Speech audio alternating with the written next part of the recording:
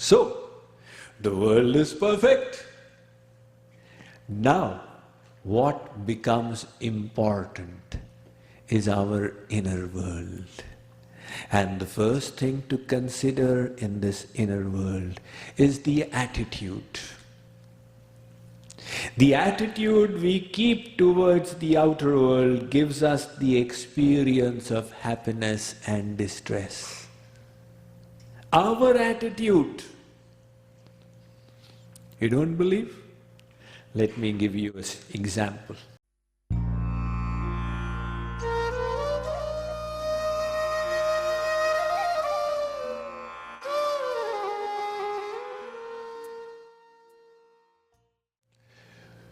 Two patients were admitted in a hospital ward.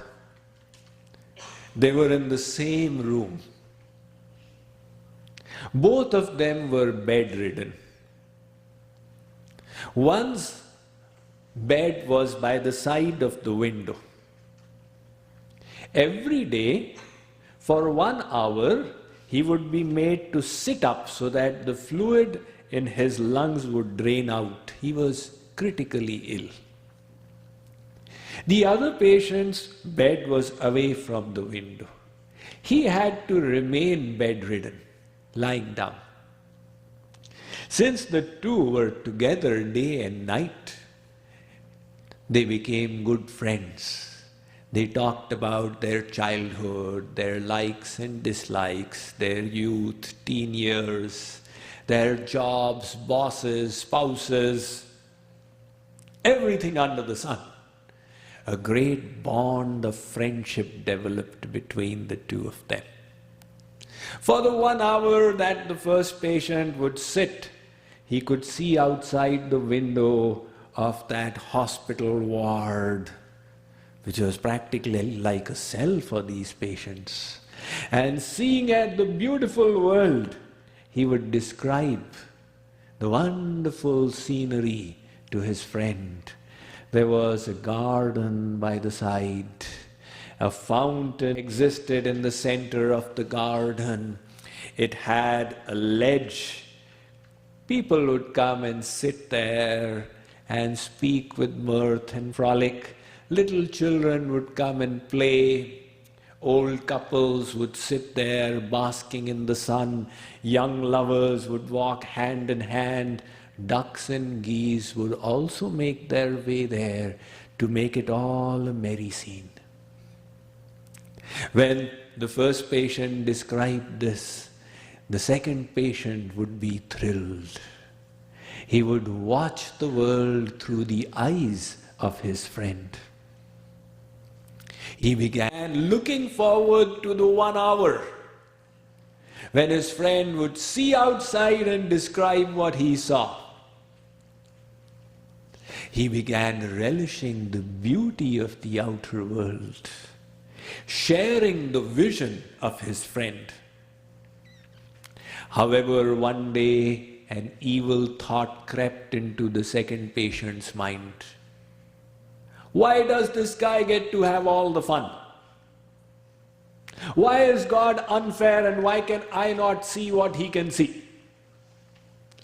He allowed that thought to remain in the mind, and as happens with thoughts, it started festering until it created a wound inside, until his whole attitude got affected, and he started burning with envy that grew into hatred for his friend. This guy is so lucky, I hate him.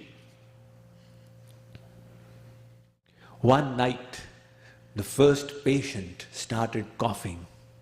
It was a different kind of cough, as if he was getting suffocated, finding it difficult to breathe. The obvious right thing would have been to reach out for the emergency bell and press it. But he was so distraught with the pain that the thought did not come to him. The proper thing for his friend would have been to press his emergency bell. But the friend was so consumed with resentment, he said, he's suffering, let him suffer. It serves him right for being such a bad person. The first patient coughed a few times and then he was quiet. In the morning, the nurse came, saw what had happened. Without a fuss, the dead body was moved away. Nobody was the wiser of what had transpired at night in the second patient's mind. He allowed a few days to go by, and then he made a request. Now I'm a little healthier. Can my bed be moved to the side of the window? They said, surely.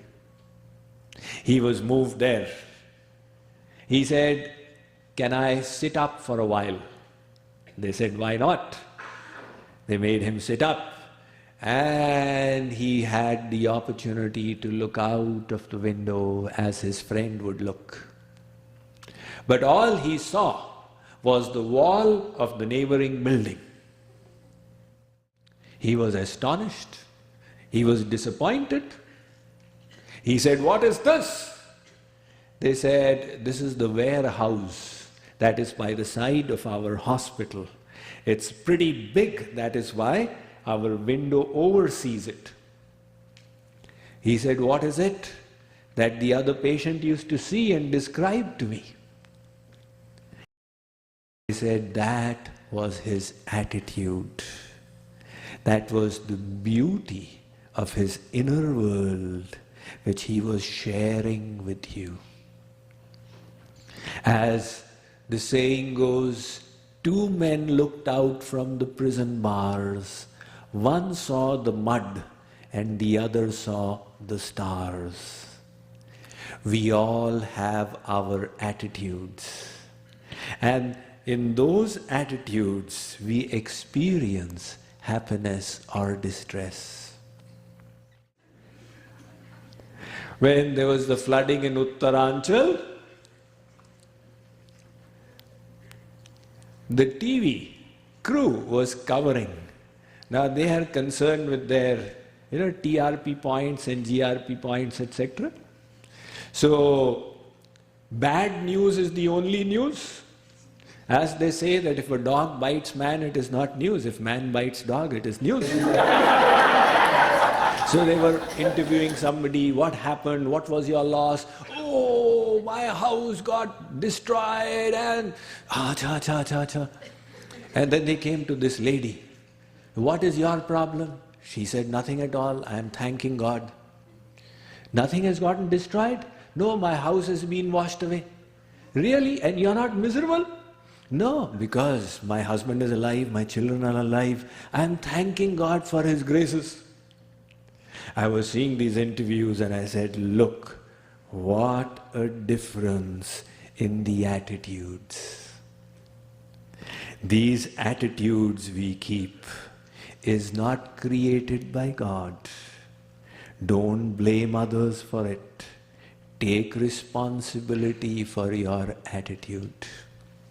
Your attitude is in your hands. Choose the proper attitude.